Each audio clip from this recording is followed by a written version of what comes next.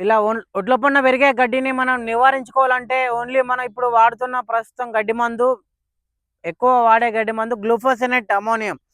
ఈ glufosinate ammonium అనే గడ్డి మందు ఓన్లీ ఉన్నప్పుడు గడ్డిని మాత్రం వారం రోజుల్లో చంపేస్తుంది.